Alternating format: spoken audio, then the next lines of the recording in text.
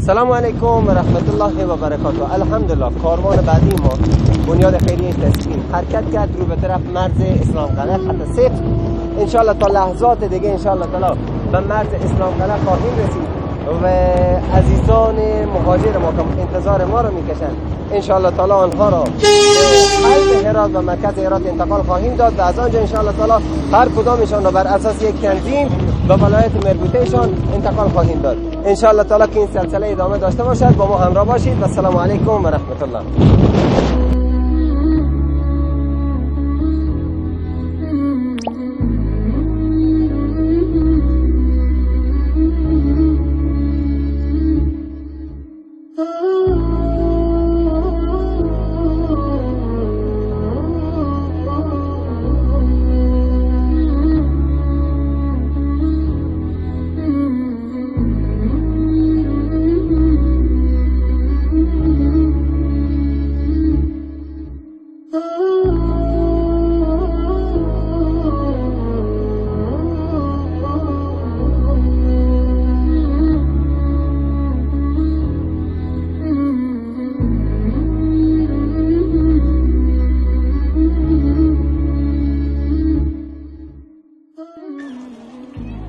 وضعیت است امروز حال نزدیک نماز شام است. در کمپ هستیم ما بجز مهاجرین و زن و طفلی که به بیرون هستند اینا داخل از کمپ تا به حال موندن. این طفلای خورد، طفلای شیرخواره و این زنا و پیرزالا و پیرمردا حال نزدیک نماز شام شده است و این مردم همیشه در این کمپ سرگردان هستند. مسئولیت دینی ما، مسئولیت انسانی ما، مسئولیت هموطن بودن ما همی است که هر کس به اندازه که توان دارد بر انتقال از این مهاجرین، اونایی که در هرات هستند سهم بگیرن و کسانی که از بیرون میبینن همکاری بکنن تا وسیله نقلیه برای انتقال از این مردم تهیه بشود و بیاید و اینا رو انتقال بدن. اینا اگر امشب در این باد و در این طوفان بمانند دیگه هزاران مریضی و بیماری طفلکای خورد و شیرخواره میگیرد و این کلگی عجیب حالتی است. این جمعیت امروز فرستاده شده است و بعد از شام دوباره جمعیت میاد. 4 دور و بر کلا پر است از نفر. این قسمت اسای کنن، او قسمت اسای کنن، این قسمت ببینیم تا جایی که چشم کار میکند نفر است و خانواده هستند. این قسمت بیشتر از اون. هر مسئولیت ایمانی ماست که هر کس به اندازه توان خود چه در داخل چه در بیرون در نقل و انتقال و رسیدن از این مهاجرین به خانه‌های خود سهم بگیرند. این نزد الله باقی میماند و این پیوند از این وطن به هم بیشتر مستحکم تر میکند و رب العالمین در مقابل از اون چیزی که ما مصرف میکنیم برای جابجایی از اینا و برای انتقال از اینا برای خانه‌های خود هم در دنیا ما در حمایت خود میگیرد و هم مشکلات آخرت ما را حل میکند و جایگاه بلند میدهد.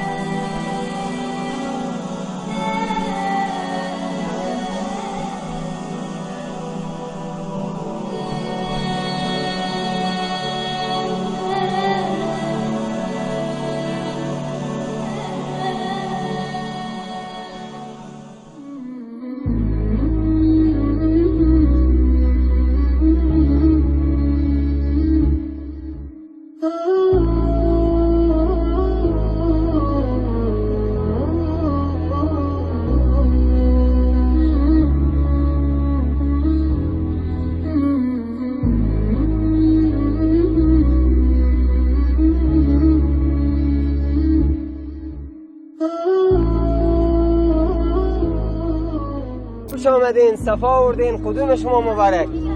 شهر ما زیبا کردین، منتظر قدم های زیبای شما بودین. خوشحالم که شما در جمع میبینم. انشالله تعالی که در کنار هم شاد و خرم و خوشحال باشین. نور چشمین، انشالله تعالی شاد باشین. موفق باشین. موفق باشین. خوش آمدین، صفا آوردین. انشالله قدوم شما مبارک. بخیر و خوشحال شدیم که شما رو دیدیم. انشاءالله که این سفر نیک داشته باشید. نصیب همه شما سید و امیدوار شما در حفظ و امان خدا داشته باشید. ما از خود بدانید انشاءالله در حق و راه خیر داشته باشید. السلام علیکم و رحمت الله و برکاته. یکی از دقایق شاد زندگی من آن زمانی که کاروانی حرکت دادیم به سوی مهاجرینی که ارزش بغل گرفتن و آغوش گرفتن دارند، عزیزانی که سختی ها و رنج ها و مشکلات رو تحمل کردند و بالاخره به خانه خودشان رسیدند. یکی از افتخارات ماست که آغوشگیر این عزیزان باشیم. الحمدلله بنیاد خیریه تسکین کاروان جدیدش رو برای انتقال مهاجرین حرکت داد. آمدیم لله الحمد یک کاروانی انتقال دادیم، مجموعه از فامیل ها، خواهران، مادران، کوچسالان، اطفال، کسانی که زیر آفتاب سوزان بودند، در رنج، در سختی، در مشقت توانستند به خانه خودشان تشریف بیاورند.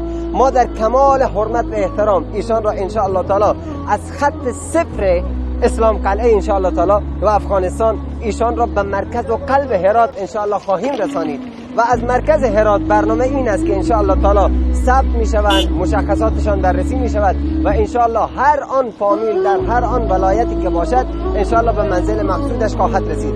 با ما باشین، با این کاروان بزرگی که ان شاء الله تعالی همچنان همه روزه ان شاء الله از جانب بنیاد خیریه تسکین با کمک شما خیرین ان شاء الله ادامه خواهد داشت. شماره زیرنویس برنامه مشاهده میکنید، با ما ارتباط بگیرید. ما در کمال امانتداری ان شاء الله امانتتان را به مستحق واقعی آن خواهیم رسانید. عزیزان چشم انتظار شما هستند، نیاز دارن تا اینکه انتقال پیدا بکنن بروند. ان شاء الله تعالی در این مسیر در کنار عزیزان باشید و عزیزان را به مقصود برسانید. السلام علیکم و رحمت الله و برکاته.